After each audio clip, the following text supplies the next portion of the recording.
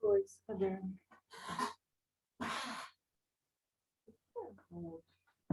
Isso ali.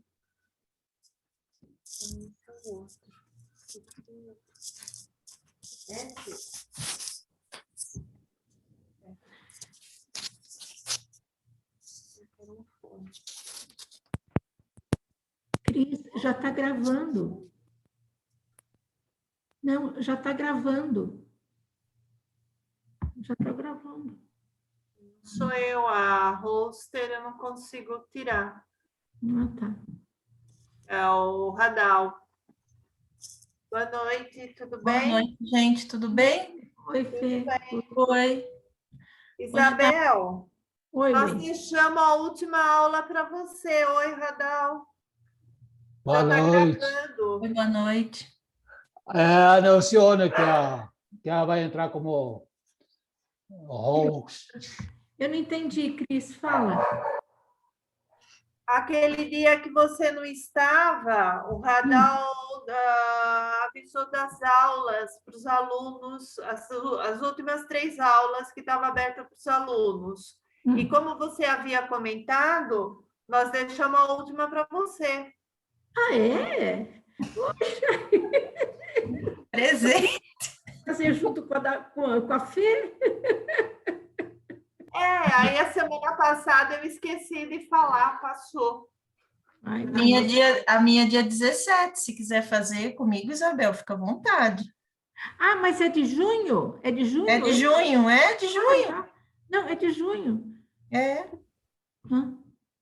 Ai, Radal, fala um tema para mim aí, vá. Fala, Fê, fala um tema. E agora? O que você está a fim de falar? Nada. Eu vou falar da saúde mental. Boa noite a todos. Oi, boa noite. E a todas. Então, eu não sei. Fala da glândula pineal, você não ia falar da glândula? Não, mas eu vi que Ai, qual é o nome dela?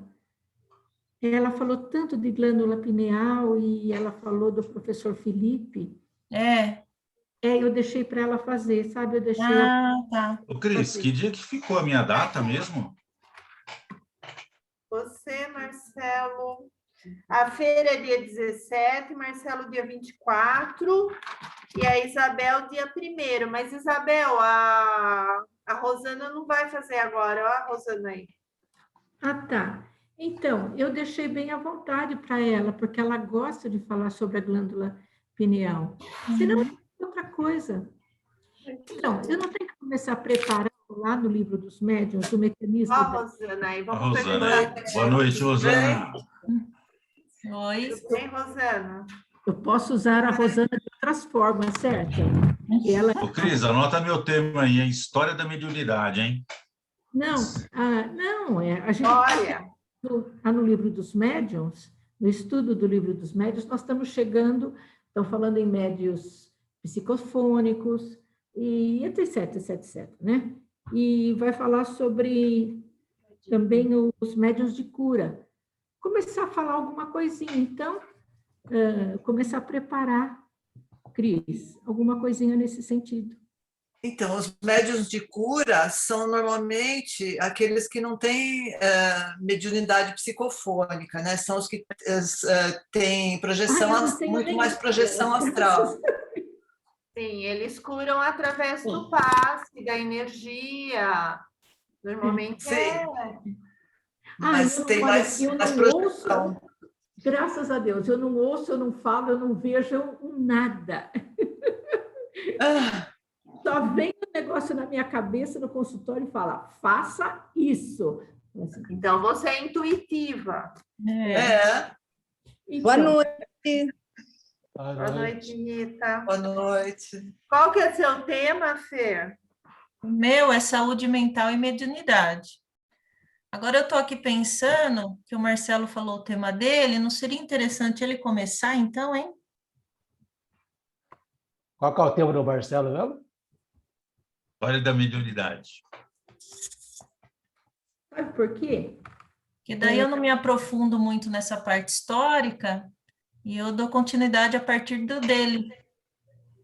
Ah, tudo bem, A vocês não dois ser que tá ele não jeito. queira, né? Ah, Eu Vocês já dois tá faço, é certo, só aí. falar que data que é a minha aí. Aí você É, mas ficaria com a data da interessante mesmo. feira, então, no dia 17? Ah, o dia 17 será o Marcelo, e depois a Fernanda, e depois a terceira aula, a Isabel? É É isso? Isabel.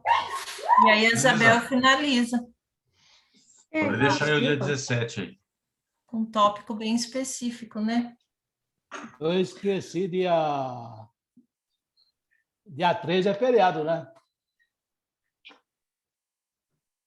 Feriado. É feriado. Eu não tenho aula, então tá certo.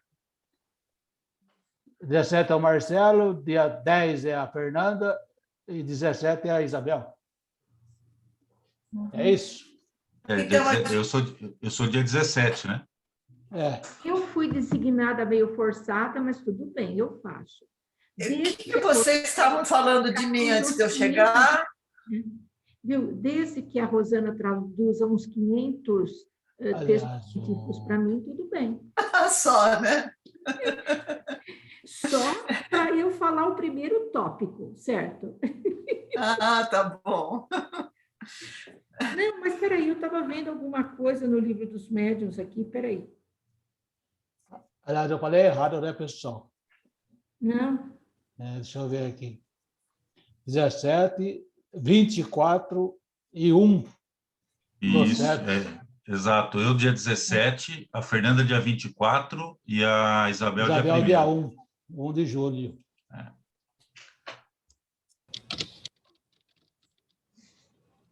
não, mas tem um tópico aqui muito... Vou fazer aula magna, hein? Vai ser a primeira aula dos 3 aí, hein, meu?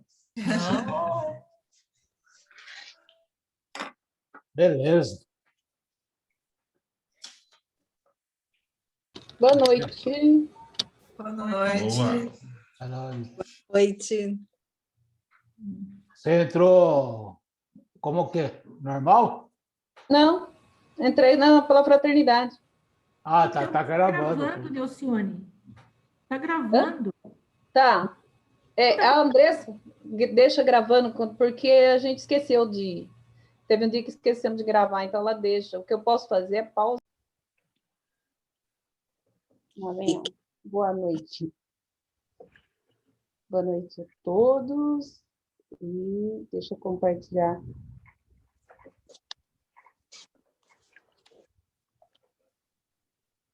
A tela aqui com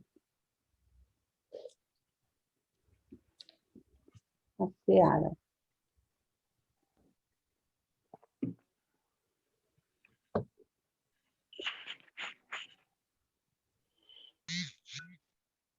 Posso começar? Pode começar, então. Então, os 52 pedidos. Reunião pública de 15/7/60, item 291, subitem 18. Não peças aos amigos espirituais para que te rasguem um veio de ouro. A fortuna imerecida pode sepultar-te o coração na cova da preguiça. Não peças aos benfeitores da vida maior para que sejas conduzido ao leme do poder. A autoridade inoportuna pode encurralar-te no fogo da violência. Não peça aos instrutores de outras esferas que te ofertem segredos da perfeição corpórea. A beleza efêmera pode situar-te no vício. Não peça aos mensageiros divinos o privilégio da posse. A posse mal conduzida atraz os milhafres da usura. Não peça aos companheiros desencarnados os enfeites da fama. A fama, sem alicerces respeitáveis, atrai as víboras da calúnia. Não peça aos emissários do Senhor os regalos do conforto excessivo. A escravidão do conforto excessivo atrai os gafanhotos da inveja. Pede a todos eles para que te amparem o próprio aperfeiçoamento, porque, aprimorando-te a ti mesmo, perceberás que a existência da Terra é estágio na escola da evolução em que o trabalho constante nos ensina a servir, para merecer e a raciocinar para discernir. Bom, é autoexplicativo, né? Nem sempre o que nós pedimos e o que queremos é o melhor para nós mesmos. Nós temos que aprender no trabalho, temos que evoluir e não nos ater a ao conforto excessivo, ao dinheiro, à beleza. Tudo isso é passageiro, tudo isso é difícil de trabalhar. O que a gente precisa mesmo é estar aqui na Terra para mais um passo para a nossa evolução.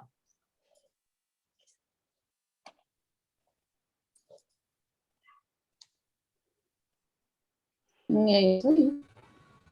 Alguém gostaria de comentar alguma coisa a respeito da Seara?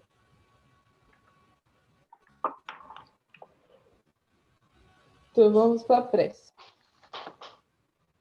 Então, meus queridos amigos, vamos todos sintonizar o plano espiritual, vamos nos linkar com com o Mestre Jesus, com os nossos mentores, e vamos pedir que a aula de hoje nos sirva como fundamento para a nossa caminhada, que nós possamos aprender um pouco mais a cada dia para sermos melhores, para sermos pessoas dignas e termos sido criados à vossa imagem e semelhança.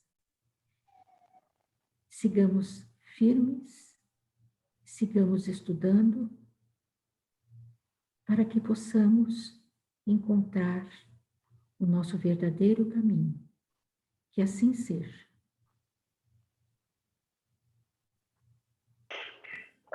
Assim seja. Posso ler? Por favor, Cláudia. Pois não. Tá bom aí o som? Eu estou ouvindo bem. Tá jóia, então tá bem. Vamos lá.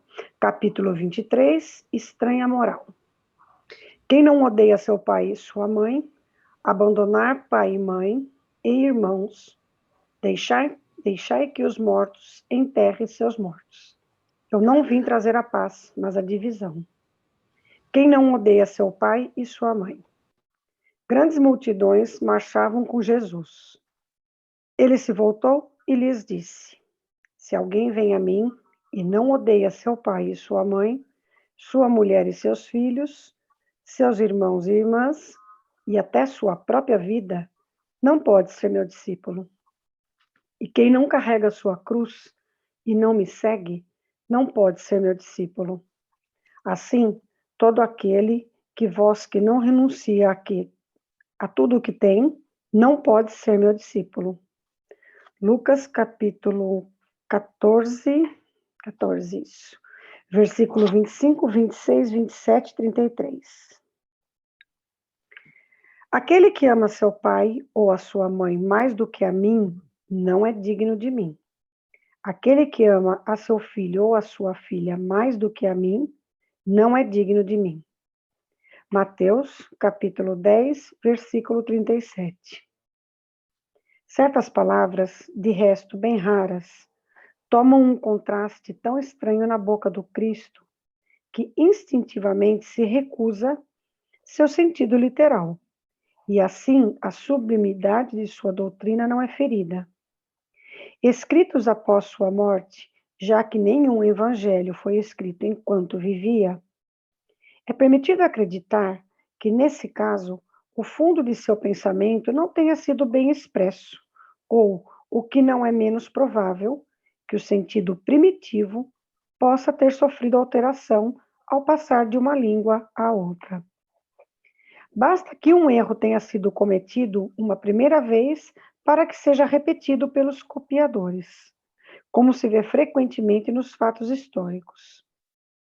A palavra odeia, nesta frase de Lucas, se alguém vem a mim e não odeia seu pai e sua mãe, encontra-se nesse caso, ninguém pensaria em atribuí-la a Jesus. Portanto, seria supérfluo discuti-la. E mais ainda procurar justificá-la. Primeiramente, seria preciso saber se ele a pronunciou. E na afirmativa, saber se na língua em que ele se exprimia, essa palavra tinha o mesmo valor que na nossa. Nessa passagem de João, aquele que odeia a sua vida neste mundo, conserva-a para a vida eterna. É certo que ele não exprime a ideia que lhe atribuímos. A língua hebraica não era rica e tinha muitos casos de palavras com vários significados. Tal é o caso, por exemplo, no Gênesis, em que se designam as fases da criação, das palavras que serviam ao mesmo tempo para exprimir um período de tempo qualquer e a revolução diurna. Daí, mais tarde, sua tradução pela palavra dia. E a crença de que o mundo foi obra de 6 vezes 24 horas. Tal é também o caso da palavra que se dizia de um camelo e de um cabo, porque os cabos eram feitos com o pelo desse animal, e que foi traduzida por camelo na alegoria do buraco da agulha. Capítulo 16, número 2. Além disso, é preciso levar em conta os costumes e o caráter dos povos, que influem sobre o caráter particular de suas línguas.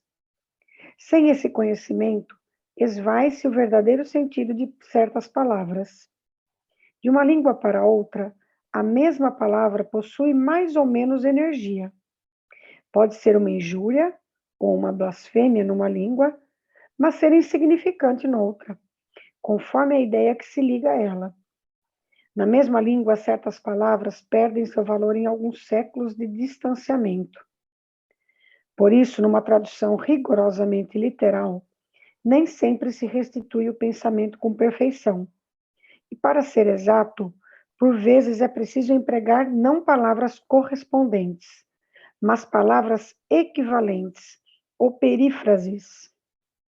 Essas observações terão uma aplicação especial na interpretação das Santas Escrituras, e particularmente dos Evangelhos. Se não se leva em conta o meio em que Jesus vivia, corre-se o risco de enganar-se sobre o valor de certas expressões e de certos fatos, em consequência do hábito que se tem de comparar o outro consigo mesmo. Por isso, é preciso separar da palavra odiar a sua moderna acepção, por ser contrária ao espírito do ensinamento de Jesus. E aí aqui ele sugere para olhar também o capítulo 14, número 5 e segundo. Acho que é isso, né? E seguinte. Número 5 e seguintes. E seguintes. E seguintes, né? Então é isso.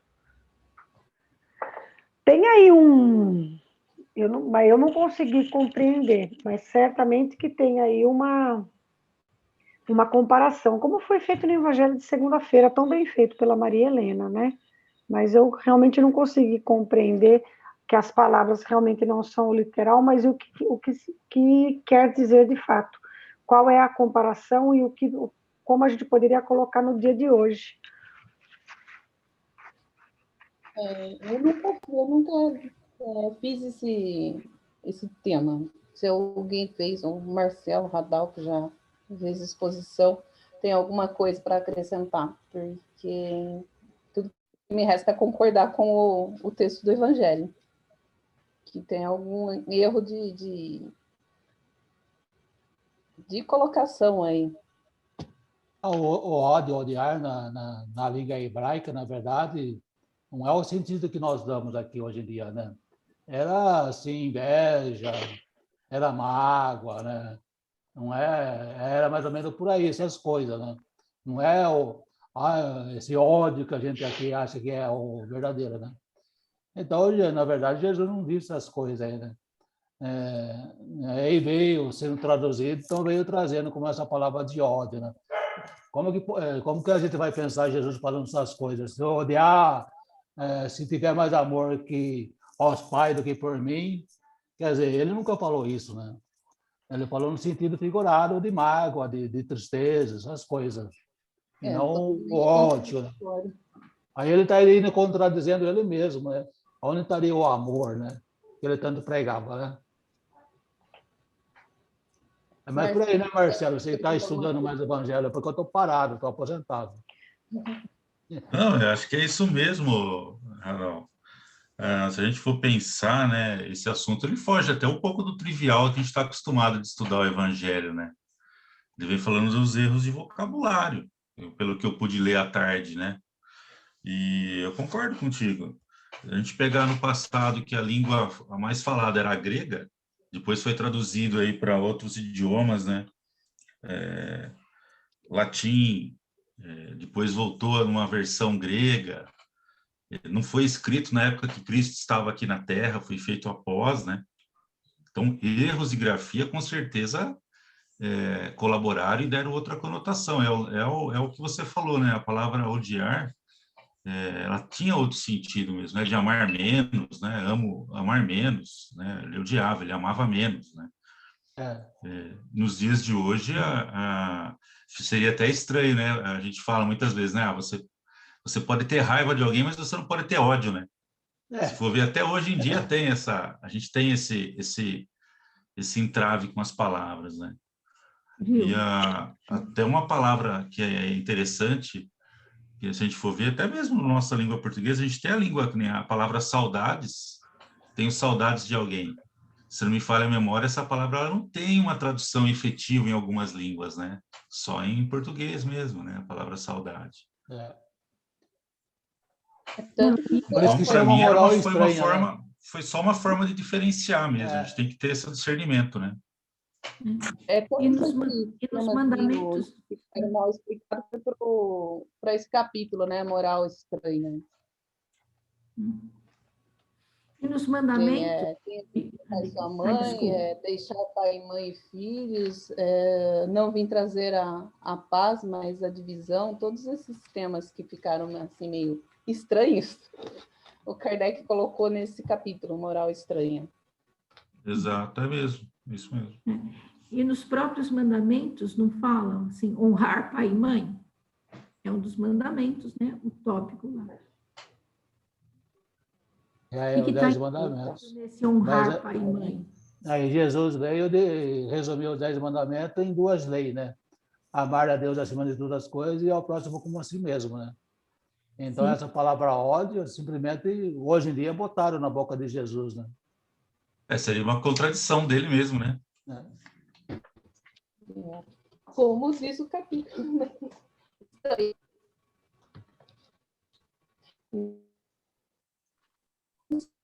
Se eu sumir, o Radal continua. Eu acho que já sumi. O que é? Falou meu santo nome em vão aí?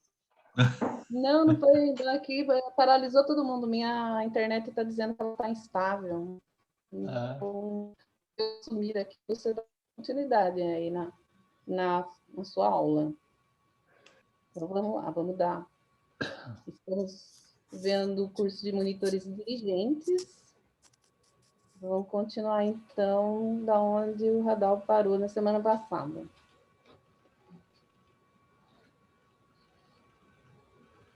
O que nós vimos no final da aula passada?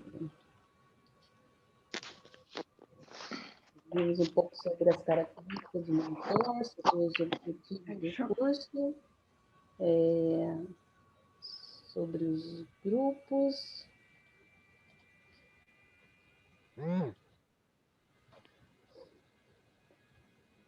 Então, vamos continuar aqui falando um pouquinho dos métodos. Esse aí já foi. Semana passada. Não, roda o tape aí. Vai na aula... Não. Aí, onde você colocou aqui, ó. 52, que foi a Seara que ela leu. Mas foi colocando.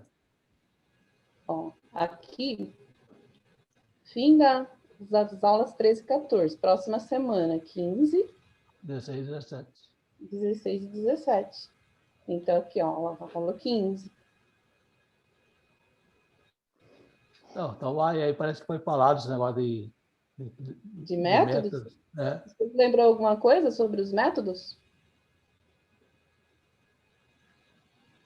Ah, recorda aí. Acho que nós chegamos, nós Ah, falamos. não foi, não, tá, desculpa. É o que eu estou viajando. Olha aí, chefe.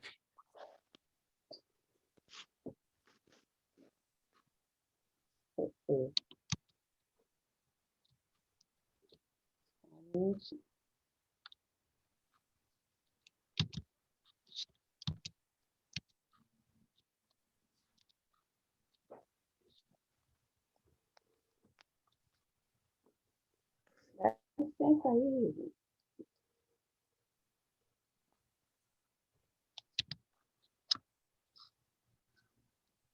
Então, os métodos que nós vamos falar hoje seriam os métodos de aprendizado que poderíamos utilizar em aula. Maiêutica é um método socrático, imagino eu que foi criado por Sócrates, onde o monitor desenvolve sua exposição fazendo perguntas ao aluno.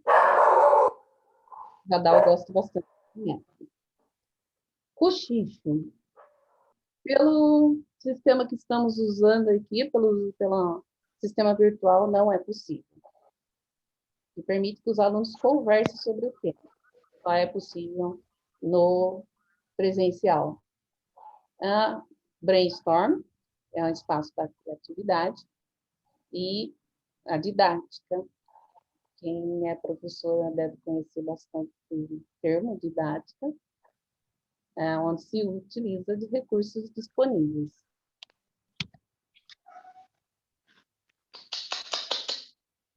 Então, vamos falar um pouquinho sobre a maiêutica.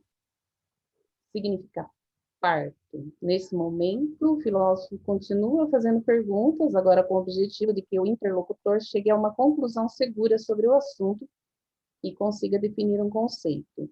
O nome maiêutica teve como inspiração a própria família de Sócrates. Sua mãe, Fainarete, imagino que seja esse o nome, era parteira, e o filósofo a tomou como exemplo e afirmativa que os dois possuíam atividades semelhantes, ele e a mãe. Enquanto a mãe auxiliava mulheres a dar à luz às crianças, Sócrates auxiliava as pessoas a darem à luz às ideias. Compreendia que as ideias já estão dentro das pessoas e são conhecidas por sua alma eterna.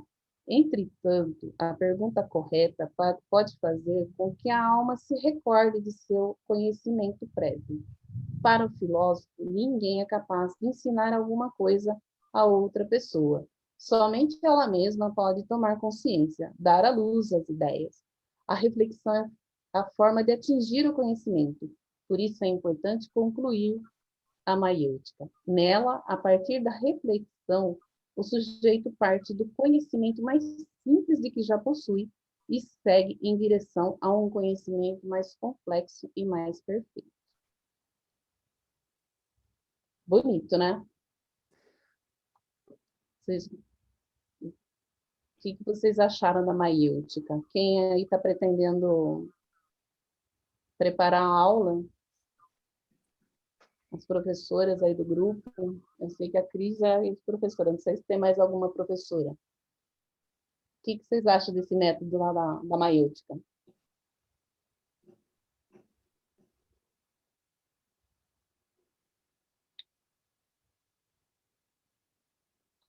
Eu já tinha falar aqui, mas eu não lembrava. Oi, Ângela, pode falar, Isabel.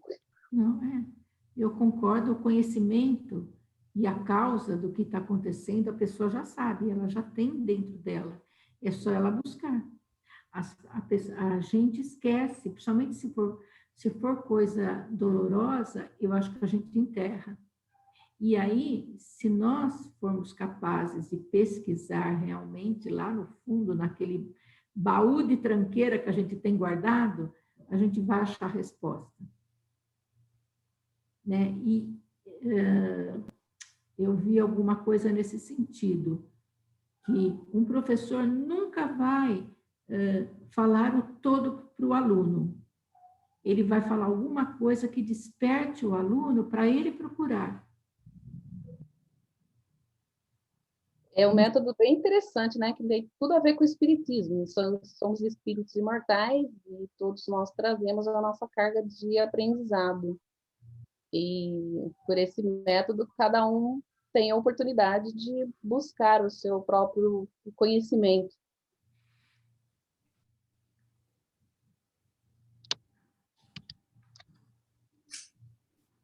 Cochicho. Bom, depende da situação, não é muito bem aceito. Se cochichar muito alto, atrapalha a aula, mas também é uma técnica de aprendizado. Os membros dialogam simultaneamente, em dupla, para a discussão de um problema no momento. Cochichar significa falar em voz baixa a uma pessoa de modo que os outros não ouçam. Essa atividade consiste em dividir a turma em pares que falam em voz baixa para não incomodar os outros sobre um tema em questão.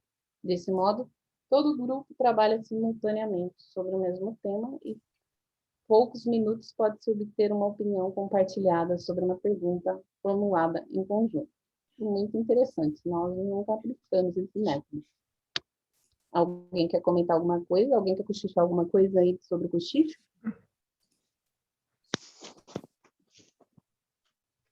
Esse método já é mais usado, inclusive nas escolas, né? De fazerem grupos pequenos, em espaço mais longe um dos outros, e depois chegar a uma conclusão única. Eu acho que ele é mais usado. Essa aí já foi usada também na casa nossa, lá também, há uns tempo atrás, né? Dividia as pessoas em 3, 4 pessoas, e cada um estudava um assunto, né? Para chegar... Oi? Pode continuar. Não, pode falar. Eu ia falar que Isso. Nas primeiras aulas do primeiro ano foi usado com a gente também. Era isso que eu ia falar, que no primeiro e segundo ano, que é mais teórico, realmente se usa. Eu também, quando eu fiz o curso, eu me lembro que nós nos utilizamos desse recurso, o nosso monitor.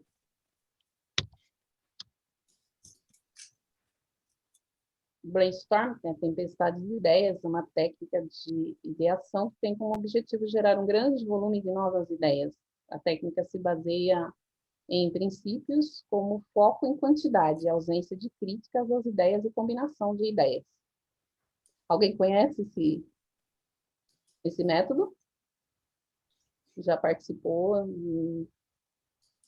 Eu, da casa, não me lembro. No nosso curso, eu não me lembro. Já participei de cursos onde se utilizou esse método de aprendizado.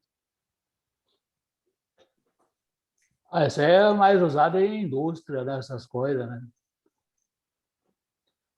Onde cada um vai falando meio o que vem na cabeça, né? Como diz aqui, tem a ausência sem críticas e julgamentos. Aí é uma tempestade, como o próprio nome diz, é uma tempestade de ideias, e depois vai se analisando cada uma. Como o caipira fala, é um toró de parpite. E empresa... Toró de quê? Toró de parpite. Isso, toró de parpite. Um toró de parpite. E é muito usado, principalmente pela equipe de criação, né? Se você vai lançar um novo produto, né? Ou, sei lá, vamos pensar em coisa, uma marca de sabonete, alguma coisa, né? Então, aquilo lá reúne a equipe de criação e começa a falar. E aí, a roda começa a girar. E vem ideia para um, ideia para o outro, e vem, até que você consegue fechar aquilo lá. O brainstorm é muito legal, é muito bom. E não pode ter censura, né? Uhum. Pelo menos na equipe de criação não pode ter censura. A mínima coisa que você pensa, talvez se fizesse isso, pode ser uma grande ideia.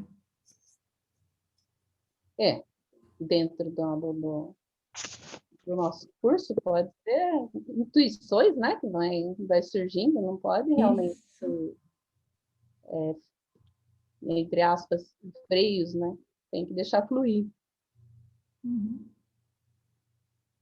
Didática.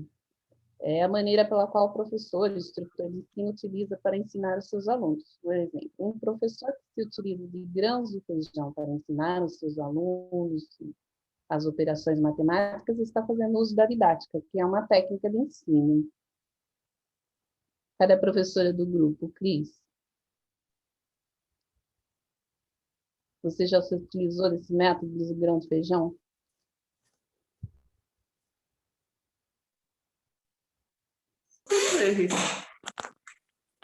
Oi? Utilizou jogar caderno na cabeça do aluno para ver quanto acertava. Eu não tô conseguindo ouvir a Cris, nem vi ela, porque eu estou muito perdida.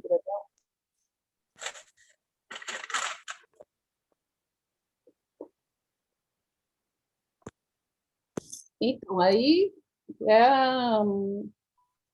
a didática vai da criação do professor, para adequar, de acordo com a sua sala, a melhor forma de ensino, porque acredito que seja o desejo de todo professor que o aluno compreenda a mensagem que ele está passando.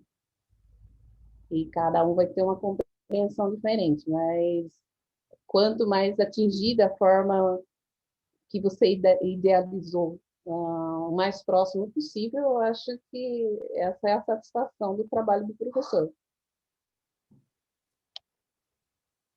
Alguém quer comentar mais alguma coisa sobre a didática?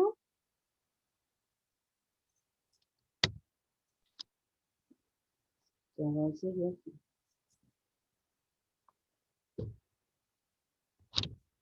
As técnicas participativas geram processos de aprendizagem libertador, porque permitem desenvolver um processo coletivo de discussão e reflexão, amplia o conhecimento individual e coletivo, enriquecendo seu potencial e seu conhecimento. Como diria o Radal, vocês concordam com isso?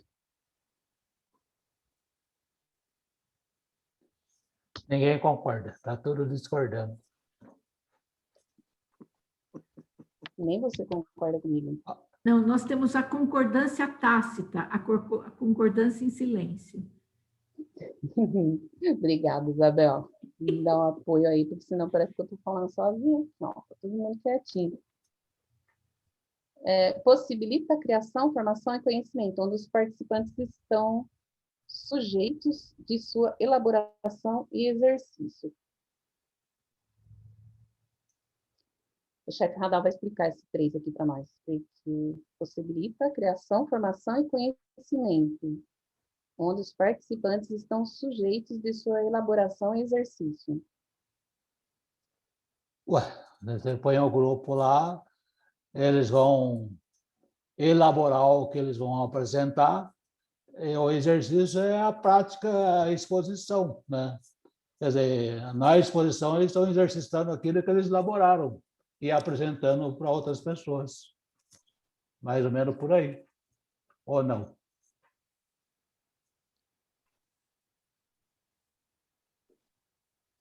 Poderia colocar também que tem um aprendizado teórico sobre a mediunidade, por exemplo, e depois se coloca entre aspas, em prática o exercício durante o trabalho mediúnico? Poderia, né? Porque vão depender de se você está buscando conhecimento, mas a sua casa não tem um trabalho mediúnico. Aí possibilita essa criação de um trabalho mediúnico. Então, a sua formação em conhecimento estão preparando os participantes para elaborar o trabalho mediúnico e praticar o exercício, né? Normalmente que se pratica no exercício. O que é o exercício vai praticar ali? Você vai aprender a exercitar a paciência, a compreensão, né? A elaboração de pensamento, a conversação, né? Então, você está exercitando essas coisas aí. Então, você está aprimorando a você mesmo e os participantes também estão adquirindo um conhecimento, fortalecendo a sua formação de tudo isso. Não sei se eu soube explicar, mais ou menos por aí. Vocês concordam, pessoal? Vocês que são mais letrados aí. Ninguém concorda, ninguém discorda. Eu não sou letrada, mas eu concordo. Quem vai saber, né?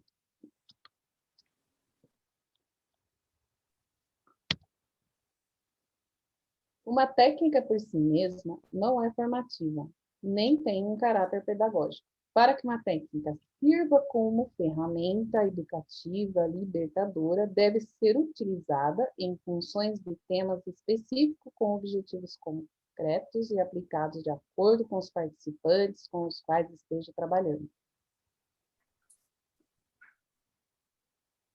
Ou seja, não basta eu ter uma técnica pedagógica, eu tenho que ter um conteúdo apropriado. A finalidade maior é a transmissão de conhecimento. Cuidamos para que seja objetiva e produtiva, como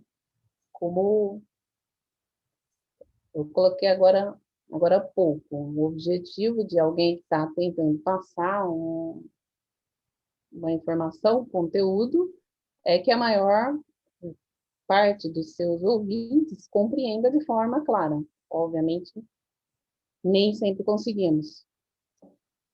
No caso nosso aqui, na doutrina espírita, quem vai monitorar ou ajudar a aula, então ele tem que buscar um pouco de conhecimento, né?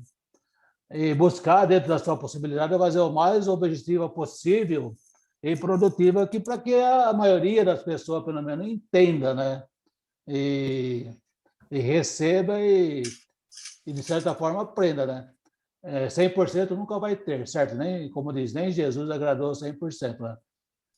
Então, a função, principalmente aqui nas aulas da doutrina espírita, é essa aí, né? Conhecer cada vez mais, ser bem objetivo nas questões e principalmente ser produtivo, né? Senão, não adianta nada. Porque só ouvir uma vez aqui no curso, na verdade, acaba se dissipando a mensagem. Por isso, a questão do trabalho depois na casa, para quem vai preparar uma exposição, para quem, ou seja, do evangelho, uma aula, ou uma palestra, o aprendizado é 95% de quem está preparando. Por isso que essa tarefa de monitoria de aula é muito importante para nós aqui que estamos nos atrevendo a tentar passar a informação para as turmas, é um aprendizado enorme, porque quando a gente estuda para explicar, o entendimento é outro. E aí grava de maneira mais, como que eu vou dizer, mais eficiente na nossa cabeça, na nossa memória. Porque às vezes a pessoa faz vamos dizer, a palestra ou faz a aula e usa uns termos muito bonitos, né? Palavras bonitas, termos técnicos, muitas vezes a pessoa que está ali não compreende, né? Então, na verdade, não se torna nem objetiva nem produtiva. Pode ser bonita, né? Fala, nossa, como a pessoa falou bonito, quando eu falo isso, falou aquilo, mas depois você vai questionar a pessoa, o que você entendeu realmente do que a pessoa falou, né? Praticamente não entendeu quase nada, né? Então, achou muito bonito a pessoa falar, colocar situações, mas o entendimento realmente não atingiu o seu objetivo, né? Isso acontece bastante. Perdão, tem que ser algo que toque o coração, né? Exatamente. O coração do outro. É uma linguagem simples, né? E que todo mundo possa entender, né? Porque não adianta eu falar, às vezes o grupo é bem, né? Às vezes uma pessoa entende e outras fica voando, né? O que ele quer dizer com isso, né?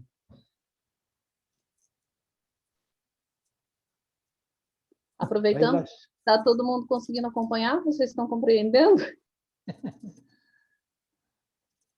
A Cris diz que está com dificuldade de ficar na aula. A internet caiu, o celular caiu. Teve uma hora que ela caiu mesmo.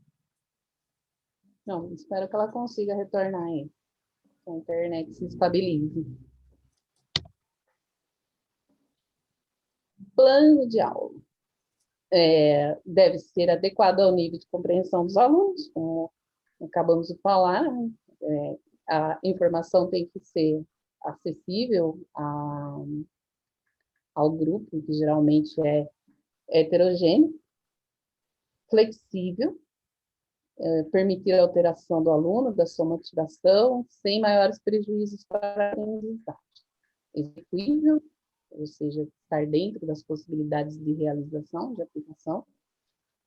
Tem que ser preparado com antecedência, como o próprio nome diz, é um plano, tem que ter o planejamento antes, incluindo material didático. Estudado cuidadosamente, para que seja memorizado todos os passos da aula e não se recorra à leitura ou consultas excessivas ao mesmo tempo, que é o que eu estou fazendo aqui agora, lendo tudo. O que eu não deveria estar fazendo. Estrutura de aula. Cada aula. O meu computador desconfigurou todo esse slide aqui. Ele estava todo bonitinho, mas aí é o seu de entortar todas as coisas. Mas tá bom, tá valendo. Tá, mas só que eu não entendi a composição. Estrutura de aula, o tema é o que se pretende atingir, tem objetivos, acho que seria a mesma coisa. Aí, o que é técnica? Virou um caça-palavras aqui. Que técnica? Enfoque e dinâmica, né? Você tem o foco, tem que ter o dinamismo, né? Vamos dizer. Tem atitude e sentimento, né? Você tem que ter a atitude correta, né? Dependendo de ser às vezes tem que ser firme, mas também tem que ter o sentimento, né? A introdução normalmente, né? Tem que ser curta, né? Porque senão a pessoa começa a falar a aula inteira na introdução, né? E depois o desenvolvimento e a conclusão, né? A pessoa faz a introdução, aí depois desenvolve o material que tem, aí depois fecha, né? Fecha a aula. Ideais principais. Aí tem formas diversas para desenvolver o tema, né? Então a pessoa tem que buscar formas diversas para desenvolver o tema, não ficar só no que ela pensa, né? Então tem que ler, pegar a ideia de outras pessoas, assistir outras coisas, né? Aí para ela montar e para ela ter a diversidade de, vamos dizer, jogo de cintura, né? Para que ela possa ter um pouquinho de jogo de cintura, dependendo das perguntas que vêm, as colocações que vêm, né? Então, a forma diversa, você prepara a sua aula. De repente, muda alguma situação, você tem que desenvolver o tema conforme está se apresentando no momento, né? Porque senão você fala assim, aí a pessoa muda alguma coisa e fala assim, ó, eu preparei a aula desse jeito, eu vou ser desse jeito. A sua questão que você está falando aí, no momento, não tem como fazer, né? Mais ou menos por aí. A dinâmica, então, tem que ser dinâmica. Aqui é o que é pedido, recurso, né? Controle de frequência, né? Você, que nem a Cris, faz o controle de frequência aí, a pauta, essas coisas aí. E a avaliação é um trabalho mediúnico, né? ou outro trabalho. Então, você vai avaliar o que resultou da sua reunião, da sua aula, ou do seu trabalho mediúnico, ou lá embaixo, quem fez evangelho, fez vibração, como que foi, como que não foi. Então, você tem que não está avaliando a pessoa, né? Está avaliando o que foi feito, né? Para que possa haver um crescimento no geral, né? Ou seja, no caso da aula também seria uma avaliação se o objetivo foi atingido, né? Exatamente, se foi atingido. Não está avaliando a pessoa, está avaliando a Nelcione, eu ou outra pessoa. Está avaliando se teve se o objetivo de alguma forma atingiu, né, pelo menos uns 80%, vamos dizer. E a biografia, as fontes de consulta. A biografia é aquelas coisas, né? Você busca, porque nem para aula mediúnica, o livro do Espírito, o livro dos médios, o Gênesis, Céu e Inferno, Evangelho, e busca outras biografias, né? Que incorpora tudo. Complementares.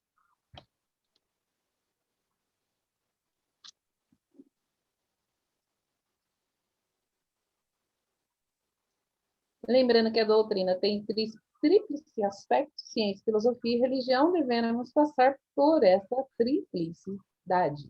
Jamais trabalhar somente um dos seus aspectos, com um dos seus aspectos.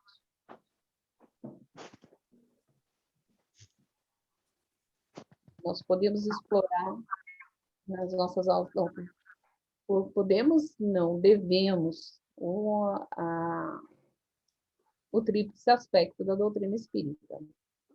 Tem a ciência, tem a filosofia. Nós poderíamos considerar a doutrina espírita como religião? A parte moral, né? Seria considerada religião. Penso eu. E aí, tem alguém que pode falar alguma coisa aí? É religião? No sentido religioso, sim, dessas coisas? Mas não é uma doutrina? Não é uma filosofia? Então, é que no Brasil se tornou uma religião, é isso. Mas eu posso estudar a doutrina espírita como eu estudaria a doutrina de Sócrates, como eu estudaria a doutrina de... Não, estudaria Kardec como Jung. Eu poderia estudar isso daí, e sem tornar o espiritismo uma religião. Porém, tem muita coisa de religião dentro dele, né? Porque são os ensinamentos de Jesus, né? Ah, sim. A parte religiosa toca o Evangelho segundo o Espiritismo, que tem a parte dos ensinamentos de Jesus, lógico, né? Pode um pouquinho da religião tradicional, católica, outros que tem os dogmas. E a doutrina espírita não tem isso, né? Não tem cultos, não tem dogmas, nada, né? Então, para mim é difícil desassociar isso daí. Mas se você pensar somente como ciência, né, você pode, como, sei lá, filosofia, né? Física, eu posso estudar espiritismo sob a ótica da física, né? Quais os aspectos físicos que podem ser provados ou não, né? Tem muita coisa que a gente não sabe ainda. Que está aqui, né? A ciência é estudo, você tem que estudar, sabe? Porque a ciência é estudo. Filosofia vem trazer à luz, esclarecer, e a religião, na verdade, é para você ir se sublimando a sua alma, a sua coisa, né? Se tornando luz, né? É nesse sentido. Mas não é uma religião como as outras todas aí, né? Essa colocação do espiritismo como religião, do meu ponto de vista, acaba afastando pessoas de outra religião que poderiam conhecer, mas acaba que cria um conceito que é uma religião, portanto, ele vai estar deixando a sua... Se fosse tratado apenas como filosofia, talvez atrairia mais estudiosos em relação a adeptos. Temos na França, né, que Kardec era francês. Como que eles veem o espiritismo lá? Apenas um tópico de estudo? Né? Na França, eles enxergam o espiritismo como religião também, como um dos pilares, a religião, um dos pilares. Não sei, do jeito que eu conheci a França, eu conheço francês não é muito disso, não. Não sei, pode ser que eu esteja errada. Aqui, para nós, ainda tem uma conotação de religião muito forte, né? No Brasil. Então, vamos seguindo aqui para a 16ª aula. Vamos falar um pouquinho, como diz o título do curso, curso de monitores e dirigentes. Então, agora, vamos sair dos monitores e falar um pouquinho sobre os dirigentes. O dirigente de reuniões públicas, orientação para os dirigentes de reuniões. Obedecendo à legislação vigente, houve necessidade de reformular o estatuto, o regimento e as regulamentações de nossa casa. Essas adequações se estendem, inclusive, a alguns termos que vão de encontro às recomendações feitas por Kardec no capítulo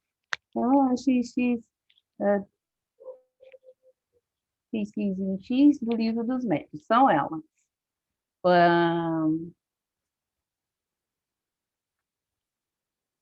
Associados a passar a ser membros. Isso daqui já tem um certo tempo, na verdade, né? Faz tempo. Então fica para efeito de conhecimento, que antigamente eram associados, passaram a ser membros, para adequação do estatuto.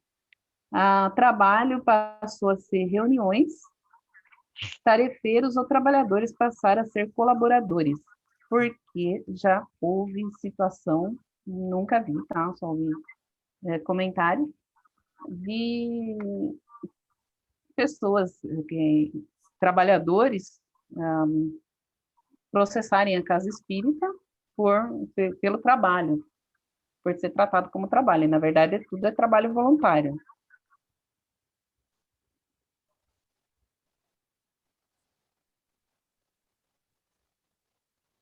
Até aí, tudo bem? Alguma dúvida? O estatuto está nesse livrinho aqui, na orientação ao Centro Espírita da FEB. Acredito que na casa deve ter algum exemplar.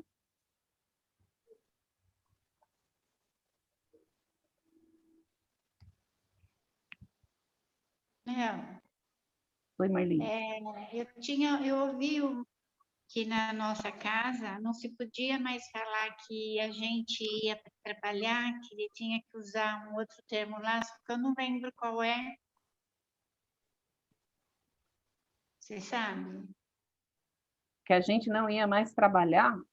Não, que a gente não ia lá trabalhar lá, que a gente ia lá fazer uma outra coisa, só que eu não lembro o que era, que não podia mais usar esse termo, ir lá trabalhar. Segundo o que está aqui, o trabalho passou a se chamar reunião. Tá. Então tá bom, tá legal. Iríamos para as reuniões. Uhum. Está aqui, orientação para dirigentes de reuniões, não mais dirigentes de trabalho. O colaborador pode também mudar por voluntários, né? A pessoa vai de uma forma voluntária à casa espírita colaborar com... Certo? Para não vincular ao trabalho, ao trabalhador, porque vinculando isso aí, a pessoa pode entrar com o processo e ganha. Né? Isso,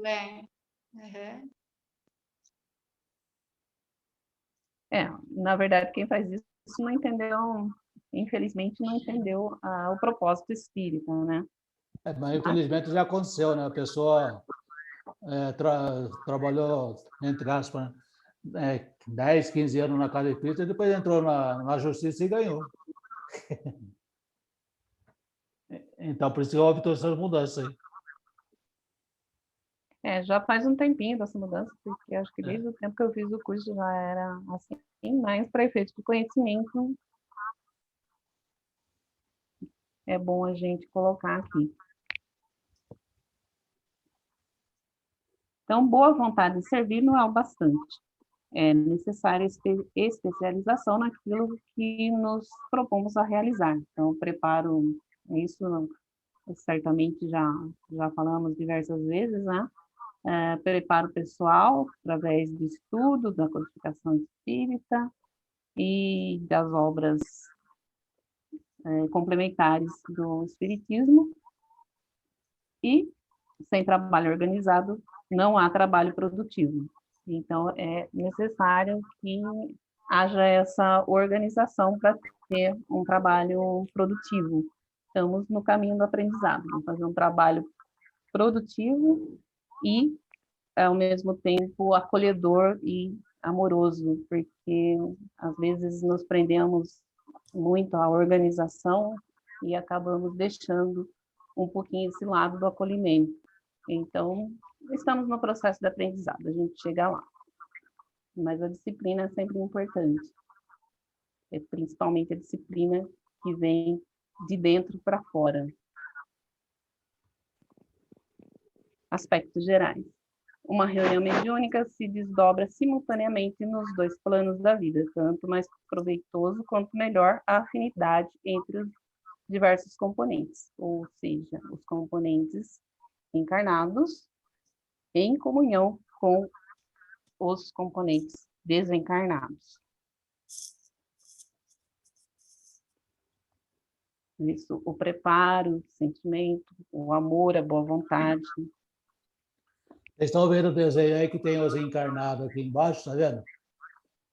E tem os amigos espirituais em cima. Essas figuras mais marrom são todos desencarnados. Então, aí está tanto os amigos espirituais que vêm nos ajudar, quanto os necessitados também estão ouvindo o Evangelho, estão tudo ali também.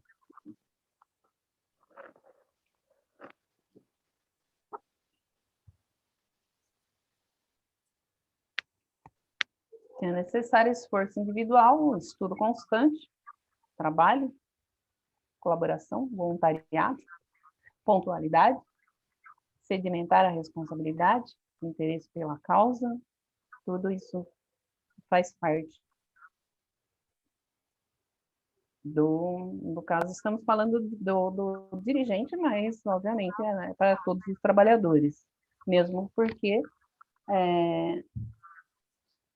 muitos ali, né, na nossa casa, um dia está na sala de passes como passista, outra hora está como dirigente, outra hora está como expositor. Então, estamos nos referindo a características que servem para todos os trabalhadores da casa.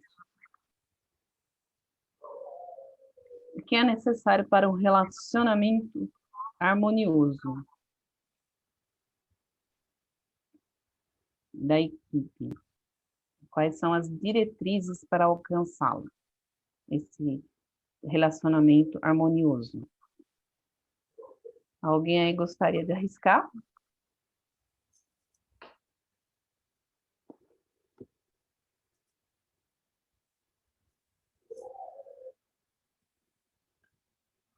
Pessoal, vocês estão dormindo? Está todo mundo aí debaixo da... Está todo mundo debaixo da coberta aí? Reunião. Pode ser a união do grupo? Pode. Que mais? Objetivo comum. Que mais? Como fala quando a gente chega no horário? Pontualidade, né? Pontualidade. Vamos ver o que tem aqui. Boa vontade, discernimento, porque numa reunião, relacionamento que a gente convive num centro, a gente precisa ter muita boa vontade e discernimento, deixar aquelas coisinhas que a gente conhece bem do lado, para ter um relacionamento bem gostoso, que fique a reunião gostosa, em paz. Às vezes tem que deixar algumas questões pessoais de lado, né? De lado, pessoais que você tem com companheiros ou companheiras, entende? Não pode deixar. Tem um nome isso daí, Neucione, como que é? Tem um nome. Para falar a verdade para você, no momento eu também não lembro. Tem que ter Melindre. Oi? os Oi? pais dos melindres. Melindre. Melindre, isso daí, Isso, Adão. é isso mesmo. Melindre. Tem que ter bom Isso daí senso, né? Isso no Bom grupo senso. é ruim pra caramba. Nossa. Dedicação. Tudo isso entra. A questão do melindre é um treinamento, né? Porque atrapalha em qualquer situação, não só na casa. Qualquer situação.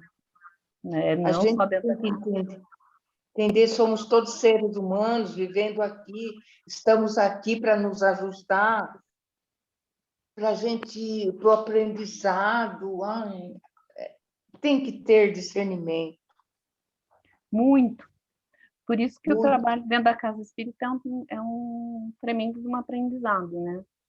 Porque a gente desenvolve ali dentro e pode ir colocando em prática no nosso dia a dia. Isso.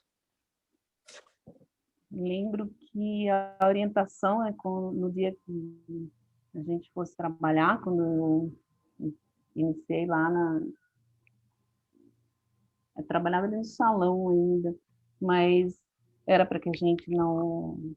A recomendação, né, da doutrina no curso é que a gente não se envolva psicicamente falando, né, mas não se envolva em confusão durante o dia, que nem sempre é possível a gente evitar devido ao tipo de trabalho, nem sempre a gente pode evitar que a gente se coloque em situações, por exemplo, um médico, como que ele pode, um médico de pronto-socorro, como que ele pode ter um dia equilibrado se o trabalho dele já não favorece isso. Mas, pensando nesse trabalho à noite, a gente começa a se cuidar um pouco mais, psicicamente falando. E aí você vai pensando, se consegue fazer isso no dia que vai trabalhar, e você passa um dia mais sereno, a gente passa um dia mais tranquilo, pode levar isso para os outros dias também. Assim, nós vamos adquirindo os hábitos, né, os bons hábitos de se cuidar, de se preservar, de se manter distante de perturbações emocionais, psicológicas mesmo. Então, nesse aspecto, o trabalho dentro da casa, a reunião, né, como se diria, favorece muito no aprendizado que a gente leva para fora de lá. Alguém quer acrescentar alguma coisa a esse respeito? Quem já é tarefeiro daqui concorda? Tem alguma coisa a acrescentar, discordar? Eu acho que o espiritismo, mesmo a gente fazendo curso, primeiro, segundo ano, tal, tudo, ele vai mudando a pessoa. Ela vai se centrando mais, vai tendo mais equilíbrio. Pelo menos, no meu caso, eu acho que eu tive uma mudança bem grande nesses 4 anos de estudo. Concordo com você. Concordo, nossa. A gente traz para a essa vida. mudança que você está falando. Isso, idem, eu concordo também. Porque, exatamente, é um aprendizado que é possível se colocar em prática, né? Sim. Tem uma frase, gente, que é assim, conhece-se o verdadeiro espírita pela sua transformação moral. Tudo isso, essa nossa transformação que nós estamos querendo, essa nossa transformação que nós estamos correndo atrás. todo dia, estudando, lendo, aprendendo, vivendo. E traz para a família, para aqueles que estão do nosso lado, né? Com a tranquilidade, você aprende a não estourar, a escutar até o final o que seu filho está falando, sabe? É uma série de coisas que eu acho que eu tenho uma mudança para melhor. Para melhor. Sempre é para melhor. Bom, isso que nós buscamos, né? Que todos nós buscamos aqui.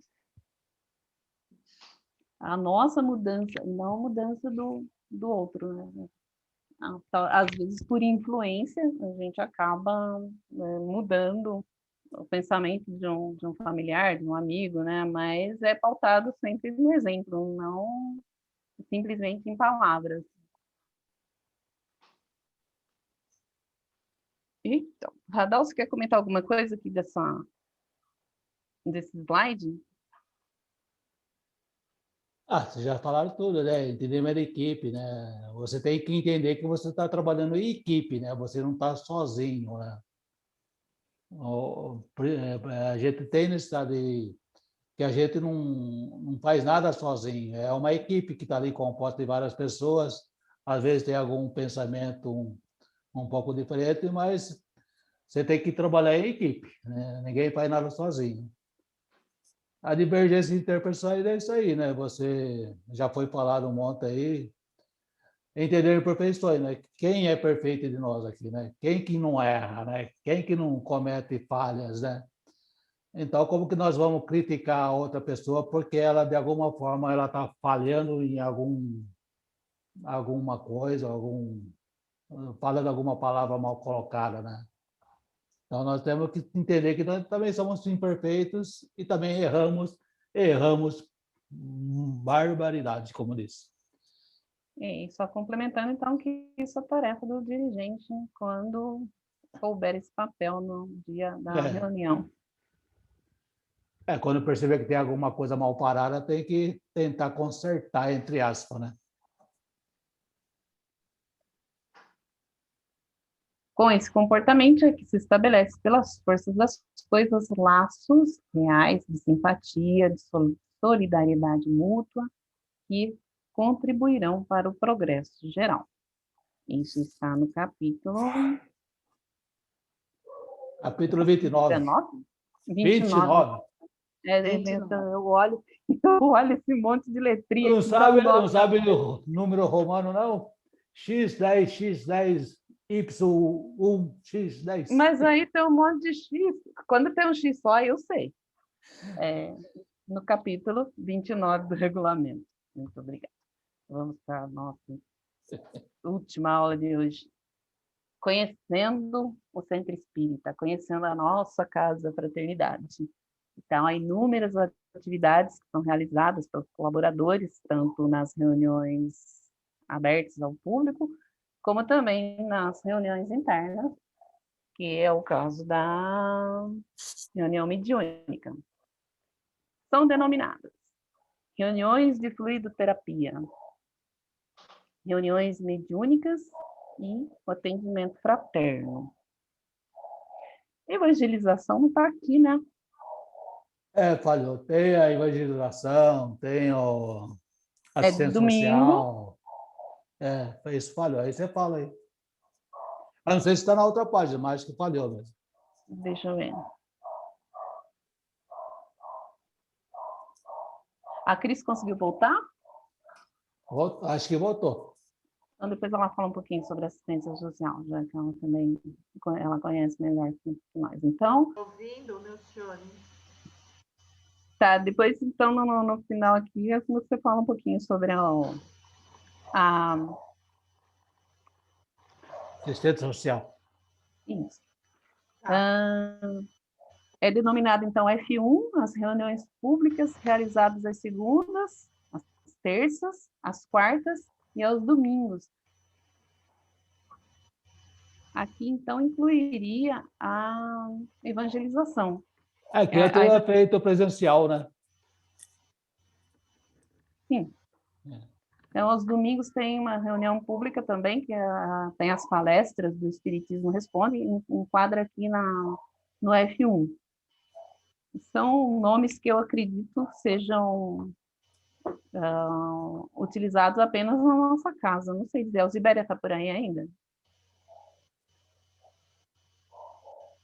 Usado em outras casas também, né? Mas normalmente foi elaborado pela diretoria da nossa casa, isso aí. Né? Porque os dias, os trabalhos nem sempre batem nas outras casas também. Né? A reunião de sexta-feira da fluidoterapia, quem já participou, as pessoas que vão para essa reunião são encaminhadas pelo atendimento fraterno. O passe funciona de uma forma um pouco diferente, são 2 pessoas para dar passe no assistido, e aí acho que tem mais umas 2 duplas, né, que ficam sustentando. Peraí, e não tem. Oi? Não são 2 pessoas para dar passe num assistido só. É uma pessoa só que dá passe e os demais ficam na sustentação. 2 que tomam passe, e 2 pessoas dão o passe e os demais ficam na sustentação. Isso, tá vendo? Sabe tudo. E não tem a vibração. É apenas relaxamento. Entende-se que a pessoa que está ali para receber esse passe, ela não está em condições de doar. Então, é feito o relaxamento. Aí depois entra para a sala de passe, onde uma pessoa aplica o passe e os outros sustentam. Só entra um por vez. E depois do passe, já pode ir embora. Pode ir embora. É uma reunião mais privativa, né? Não é aberta ao povo em geral. Os acompanhantes tomam passe geral, né? Se tiver acompanhante, né? Então, na hora que a pessoa está fazendo o relaxamento, aí também pede o passe para quem está ali, né? O passe geral. Se pode dizer dessa forma, né? Até aí, alguma dúvida? Alguém quer perguntar alguma coisa?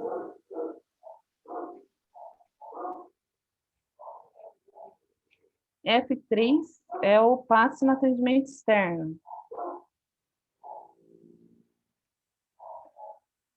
Como que funciona exatamente isso? Eu nunca participei. Essa aí funciona o seguinte. As pessoas vão na casa, passando no atendimento fraterno, determinada pessoa da família não tem condições de ir até o centro, certo? Então, tem uma equipe que vai no centro, se preparam lá, e depois essa equipe se dirige à casa da pessoa, para dar o passe na pessoa que está acamada ou está doente, alguma coisa parecida. O passe é só para a pessoa realmente que está ali necessitando. Se os familiares também quiserem tomar passe, não é para dar, né? É somente a pessoa realmente que está sendo atendida através do atendimento fraterno, ou por doença, ou por estar acamado, ou não tem condições de se movimentar para ir até a casa espírita. Então, tem um grupo que vai, pelo menos ia, né? Agora, com essa pandemia, eles pararam, né? Que vão na casa das pessoas da passe, nessas pessoas debilitadas, vamos dizer dessa forma. Deu para entender? F4 é a reunião realizada no último sábado do mês, a reunião de tarefeiros. Não sei se todos conhecem, se todos já participaram. Eu já participei. E o que você achou, Rita? Eu gostei, naquele dia que eu fui, inclusive, eles tinham pedido para que os tarefeiros começassem a participar mais, né? Que eles estavam achando que eram poucos. Mas eu gostei, sim, seria uma reunião bem... inclusive, eu acho boa para integrar todos os tarefeiros de todos os dias. Eu gostei. Você acaba conhecendo pessoas e pelo menos conversando. Eu gostei.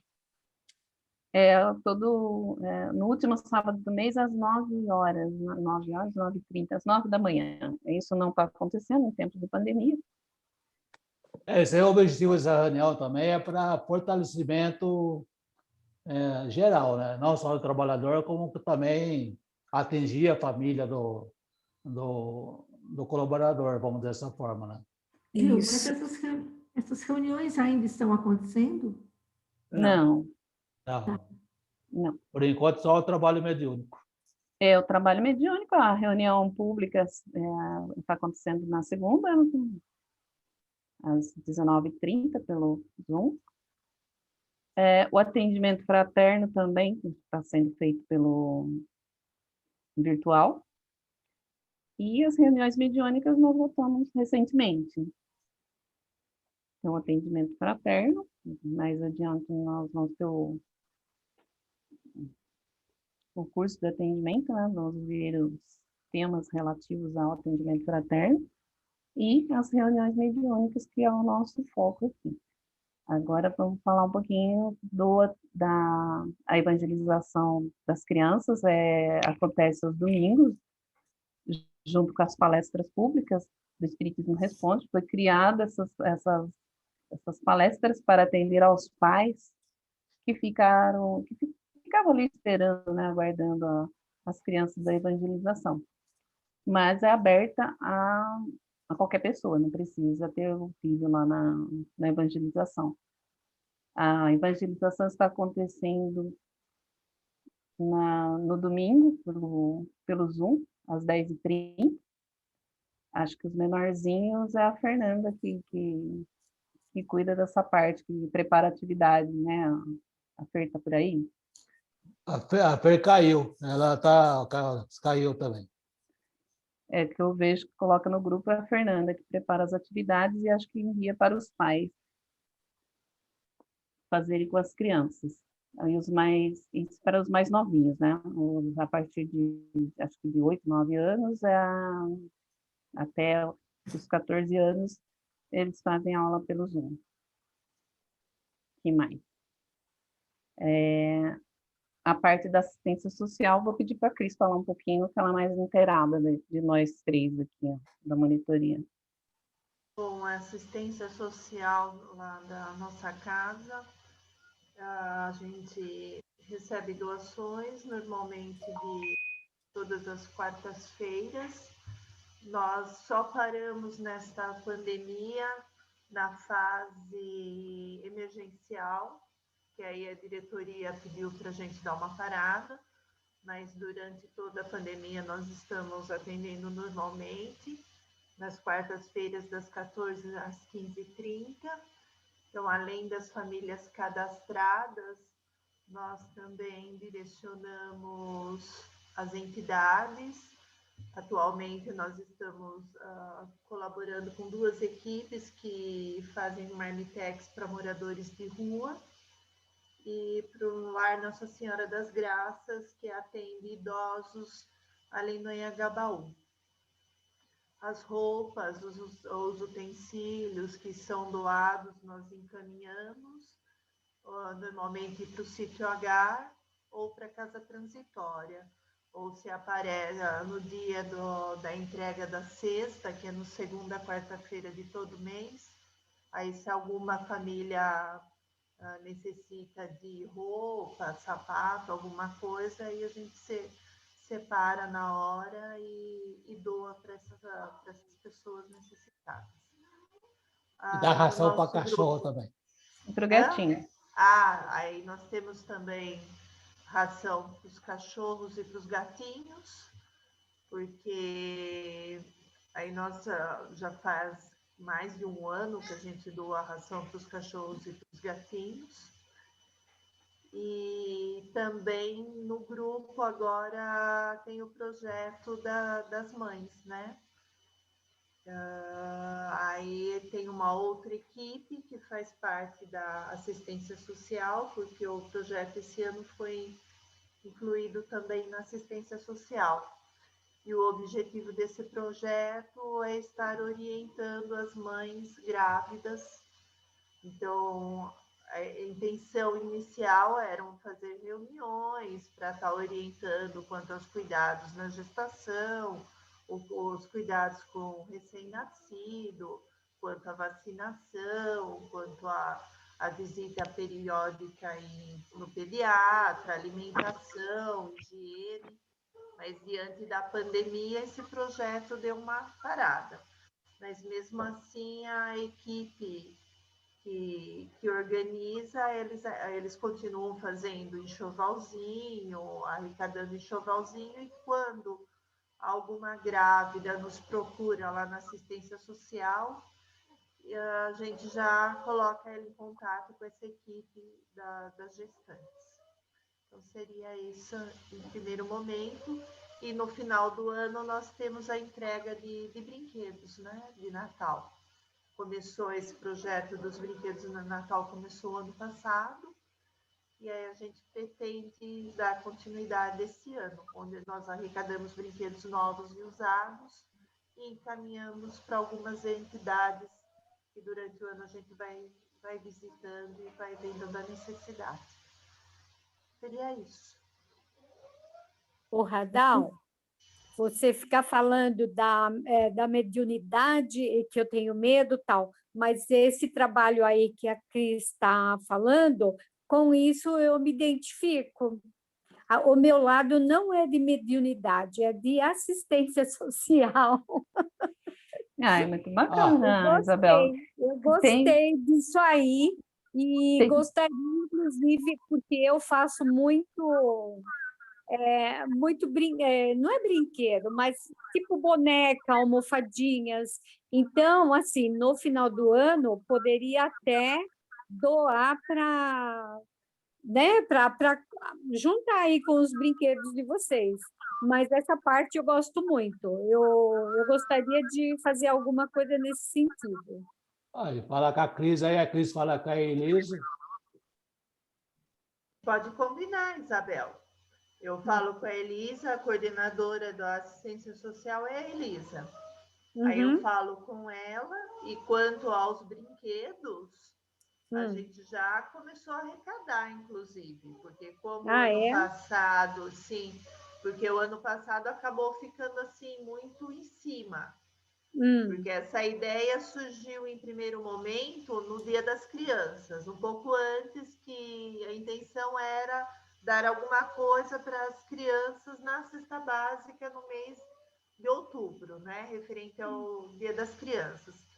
Mas acabou não dando certo, porque tinham muitas famílias que não falavam exato a quantidade de crianças que tinha na casa, porque acaba juntando, primo mora junto, filho do irmão, e acabou não dando certo. Aí nós acabamos juntando os brinquedos e continuando a arrecadação até o final do ano. Então, ficou para o Natal. E para o Natal ficou, nossa, deu muito brinquedo. Nós doamos, eu não lembro o nome daquele lugar lá, Nelcione, que nós doamos perto da sua casa. Casa de Nazaré. Casa de Nazaré. Nós doamos bastante para a Casa Transitória. Foi um senhor que ele leva lá no São Camilo, ele se veste de Papai Noel e ele passa distribuindo brinquedo em cima de uma caminhonete. Ele atende mais de 150 crianças lá no São Camilo. Então, nossa, foi muito bacana esse trabalho, foi muito bacana mesmo. E esse ano as famílias... a gente pretende continuar. E as famílias que vocês atendem chegam até vocês aí solicitando ajuda? Como é que é feito o cadastramento, a análise aí para ver se a pessoa precisa realmente de auxílio? As famílias normalmente é no boca a boca. Um vai buscar e fala para um vizinho que é necessitado, também vai buscar, que fala para o primo. Nós já tiveram meses que nós atendemos 38 famílias, sendo que antes da pandemia a gente atendia em média 12 famílias. Nossa, bastante, não? Bastante, sim. E quanto à necessidade ou não, isso a gente não tem, porque na realidade a gente no espiritismo a gente fala muito da consciência da pessoa, da moral. Então, se a pessoa está pegando a Lindo. cesta e não precisa, aí já é dela A isso, consciência né? dela. Mas não, mas Consciência dela. eu pensei que vocês fizessem algum. Me fugiu a palavra, algum tipo de Uma cadastramento, alguma coisa. triagem, Ah, o né? cadastro é feito, né, Cris? O Sim, não, a cadastro é gente feito. faz o cadastro porque a gente tem que saber quantas famílias tem para ter a cesta disponível, né? E tem um tempo também, né? Por 3 meses é válido esse cadastro, é isso, né? Normalmente são 3 meses e depois passa para 3 meses, mas diante da situação que o país, que o mundo está passando, então nós estamos fazendo o cadastramento direto. Então, Legal. vamos supor, passaram os 3 meses, a gente já avisa e a pessoa renova o cadastramento e a gente continua doando. Porque você percebe assim, existem pessoas que mesmo a Elisa comenta, ela pega em tal lugar, pega em tal lugar, pega em outro, porque tem muitas entidades, né, que doam. Sim.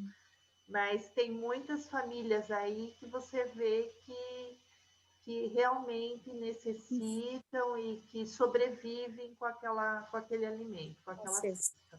Então, não tem como você falar para a pessoa, acabou os seus 3 meses, você volta só daqui 3 meses, né? Realmente está complicado, mas é bacana, viu?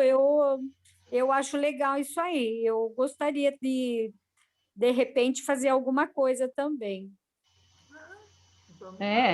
Mas é isso, né? No curso aqui, vê um pouco de tudo e aí cada um se identifica com uma coisa. Como disse a nossa amiga Zibéria, há vagas. Sempre há vaga. E o Radal falou do passe no atendimento externo, eu faço parte dessa equipe do atendimento externo. E a gente precisa ir muito tarefeiro nesse atendimento externo. Ah, legal. Eu já fiz isso. Esse está suspenso, né? Sim, agora está suspenso, mas quando nós passamos uma fase aí antes da pandemia que não tinham equipes para estar atendendo. Então foi bem corrido. Então, se formarem mais equipes, seria ótimo. Inclusive deixar uma sugestão aqui, porque tinha a questão de ter que ir lá para se preparar. Agora, nesse formato Zoom, pode de repente se preparar pelo Zoom, não sei. E aí você vai mais perto, porque de repente o seu assistido está tão perto aqui, aí acaba tendo que se deslocar até o centro para fazer a reunião. Tem uma sugestão, é fazer a reunião pelo virtual e formar equipes mais próximas, né, do assistido, talvez facilite. Eu já não sei como que funcionaria. Também não, só me ocorreu aqui agora e resolvi colocar. Com os coordenadores aí das equipes e ver como que é, né? Como que vai funcionar. Mas isso é só quando voltar da pandemia mesmo. Né? Então é isso. Acho que falamos um pouco de todas as atividades que acontecem na casa. Espero não ter esquecido de nada, porque eu coloco no grupo lá para vocês.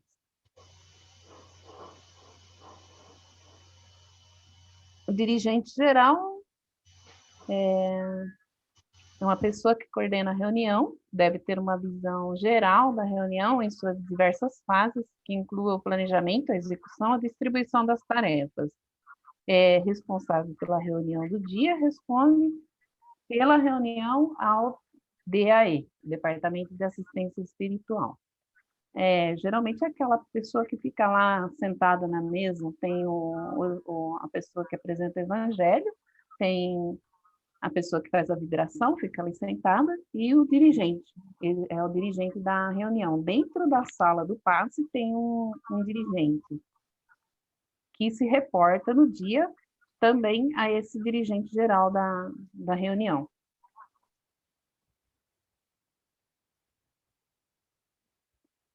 É isso, chefe?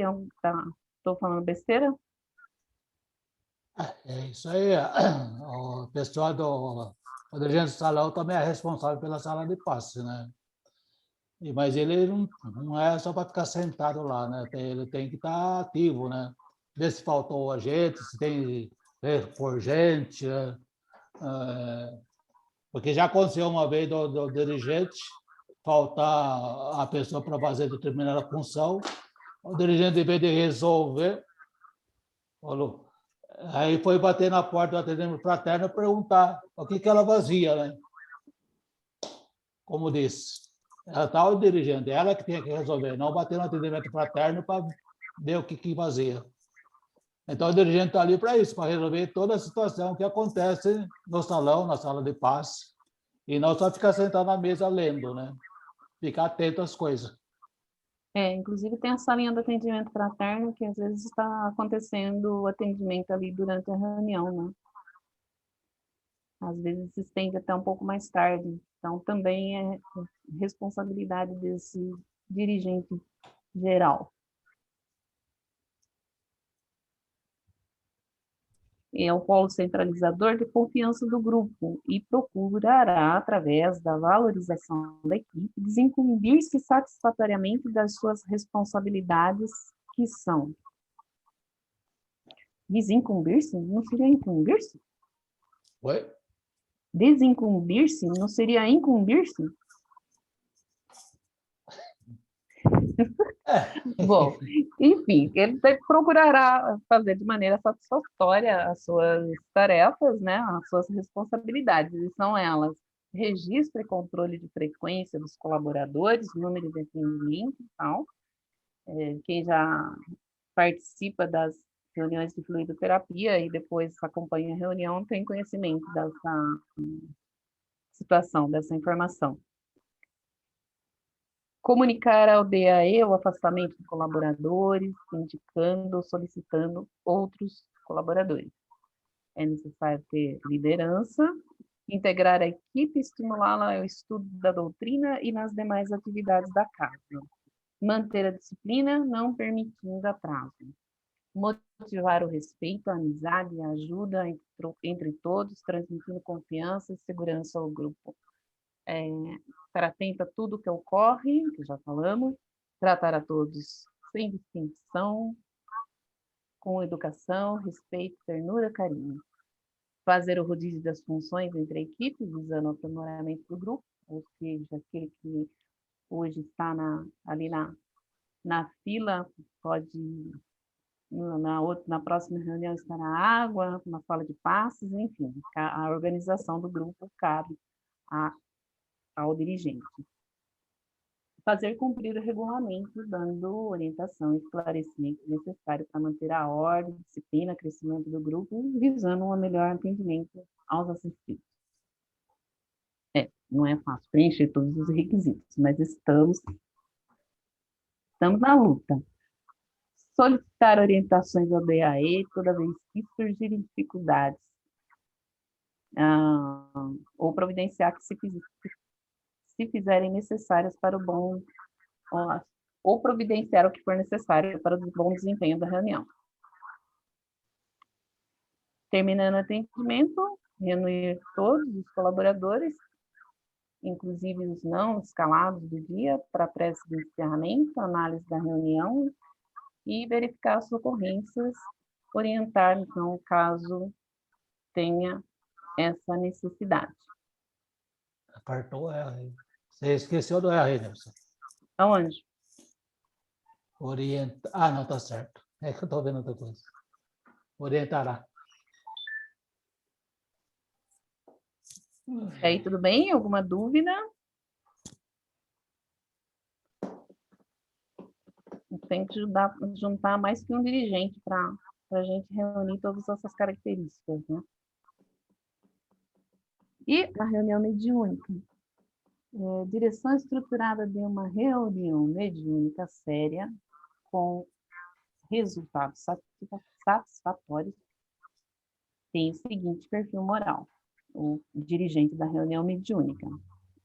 Já falamos bastante dele, né? Mas só para arrematar, ele que preside os trabalhos, mantendo a calma e disciplina, intervém esclarecendo e orientando o colaborador, auxilia, esclarece os novos colaboradores indicados pelo Departamento de Doutrina, o DAE. Quem é o Departamento de Doutrina? Cecília? Atualmente? Atualmente é Cecília, Eduardo e tem mais uma pessoa, mas não lembro. É 3 pessoas, mas a Cecília, acho que é Eduardo e mais uma pessoa. Osibéria? A professora Osibéria, não? A Osibéria também participa sobre estudos e negócios, né? Mas não sei se ela realmente faz parte desse trio aí. Que eu sei que a Osibéria está ligada à coordenação do curso, né? Do ESD.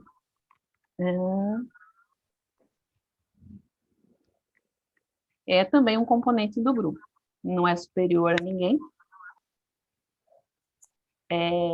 Está investido de maior parcela de responsabilidade, cabendo estar atento e ativo, assim como o dirigente lá da reunião mediúnica no salão. Dirigir não é mandar. Todo dirigente será um auxiliar do DAE, ajudando na integração dos colaboradores. Deverá haver 2 ou 3 dirigentes que revezem conforme a escala de trabalho, havendo entre eles completa afinidade, evitando discordância doutrinária. Quando não estiver dirigindo, vai exercer outra função, ou seja, alguns dos nossos dirigentes do trabalho mediúnico, no caso do Radal aí, ora ele está de dirigente, ora ele está de dialogador, ora ele está na roda, né? Como médium de passividade, médium de psicofonia. O dirigente é nomeado pelo DAE devidamente autorizado pela diretoria conforme o regulamento interno. Então, essa frase, pelo Espírito da Verdade, quer comentar alguma coisa? Radal? Não. Não? Então, essa frase foi ditada, esse trechinho aqui, pelo Espírito da Verdade, no capítulo 20, item 5 do livro Os Obreiros do Senhor. E diz: ditosos os que hajam dito a seus irmãos, trabalhemos juntos e unamos nossos esforços a fim de que o Senhor, ao chegar, encontre acabada a obra. Porquanto o Senhor lhes dirá: vinde a mim, vós que sois bons servidores, vós que soubestes impor silêncio aos vossos ciúmes, às vossas discórdias, a fim de que daí não viesse danos para a obra. E por hoje finalizamos as aulas 15, 16 e 17. Alguma dúvida, algum comentário? Você me pergunta aí. Sim, o Radal está aí para responder a Cris.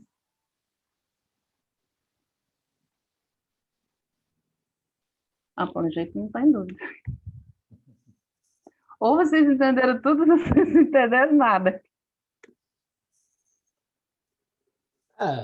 Também são normas, né? São diretrizes da casa, né? Que quem a Marli abriu o áudio. Você quer eu abri para falar que quem cala consente. Todo mundo está concordando com o que você falou. São normas, são nomes, né? Que na verdade, no dia a dia a gente acaba esquecendo. Você se habitua no trabalho. Principalmente quando tem alguns rebeldes, né? Que nem eu, a Cris. A Cris rebelde? A Cris tem uma carinha de anjo. Assim que nem você, né, Marli? Também tem essa... Então tá bom. Bom, pessoal, se tiver tudo ok, então, se ninguém tem nada para perguntar, então eu passo para a Cris. Passo a palavra, que aí ela conclui aí, ó. A escala. Fazer já a vibração e a prece final, a gente faz a escala ou querem fazer o contrário?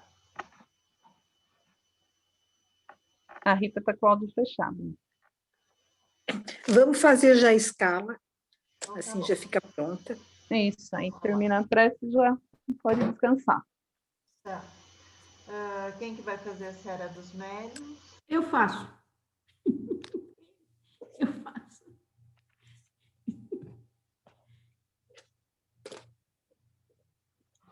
Prece inicial. Eu faço. Inverteu nós duas hoje, né? Trocamos. Evangelho.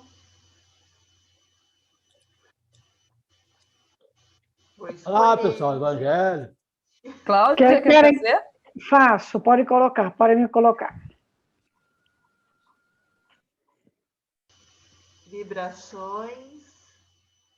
Rosana? Vibrações. O áudio. Abre o áudio. Abrir.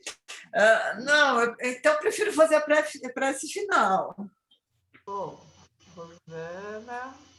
E as vibrações? Faça a vibração, eu faço a vibração, Cris. Ei, Marli. Vai vibrar tudo aí. Pronto. Agora é as vibrações do dia. Vamos lá.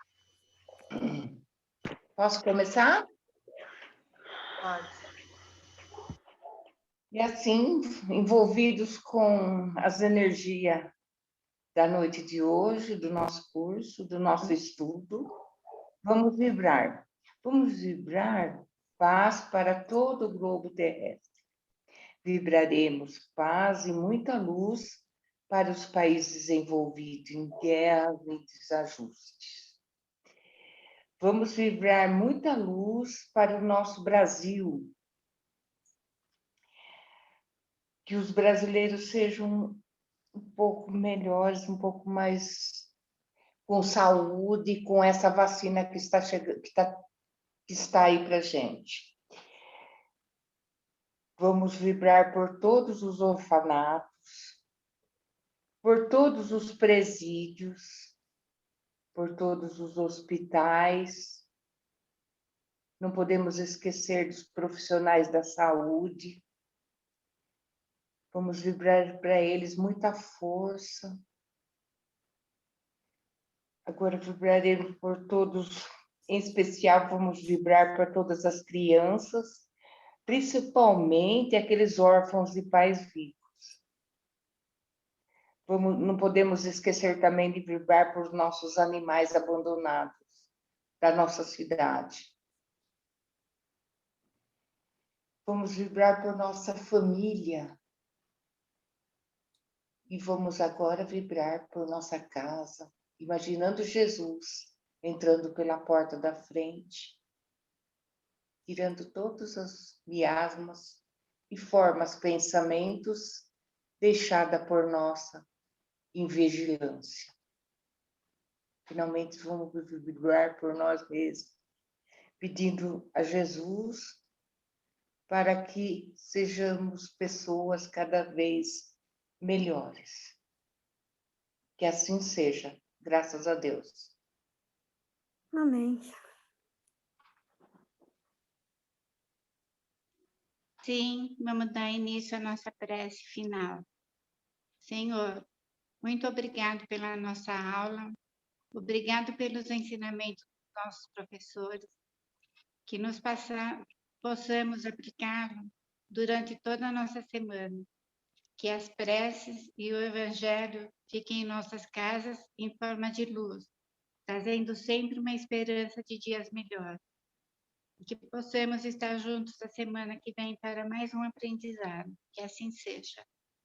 Graças a Deus. Graças a Deus. Amém. Assim seja. Que assim seja. E aí,